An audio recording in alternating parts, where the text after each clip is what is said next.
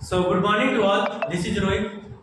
So today I am going to discuss about the continuity of the function by the graph. How we check that function is continuous or not by the graph.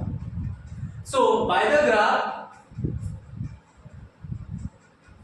if the graph is behaving like that, by the graph is behaving like that, the graph is smoothly occurring, it means that that function is continuous. Since the graph is smoothly occurring, there is no breakable point. So that's why that function is continuous, and whatever the function will be given, is graph is like that, graph is smoothly is occurring like that, then we can say that that function is continuous through the graph. Or if the graph is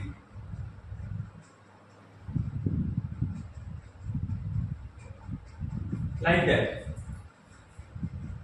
graph is not smoothly, means graph is some point have a breakable, here the graph is breaking down, so that's why that function is not continuous at that point. So that function is not continuous at that point, since the graph is breakable at that point, whatever you can consider as a, that function is not continuous at a, since the graph is breakable at a, that's why that function is not continuous at a. So example, which type of function is continuous through the graph, we can say that here first function is f of x equal to x square or f of x equal to x. So we know that the graph of x square function,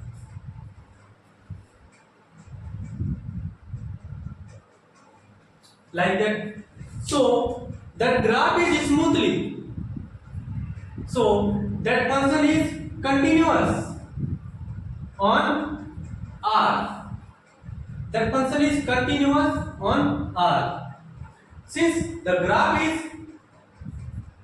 is smoothly, there is no breakable point, that's why that function is f of x equal to x square is continuous on R.